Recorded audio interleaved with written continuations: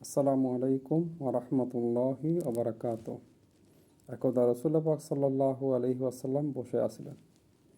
আল্লাহর পয়গাম নিয়ে জিবরাইল আমিন রসুল্লাহ পাক সাল্লাল্লাহু আলাইহি ওয়াসাল্লামের কাছে আসলেন এবং বললেন, ইয়া রসুলাল্লাহ সাল্লাল্লাহু আলাইহি ওয়াসাল্লাম, রমজান আসলো, যারা রোজা রাখলো না, নামাজ পড়লো না এবং যারা তাদের গত যে ফাপ, যে ভুল, যে ভ্রান্তি করছে সেগুলোর জন্য আল্লাহর কাছে ক্ষমা চাইল না, আল্লাহর অনুগ্রহের আশা করল না, তাদের জন্য লানত, লানত, লানত।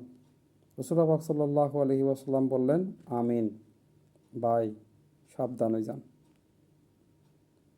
জীবনের হায়াত কতটুকু? অল্প কিছুদিনের।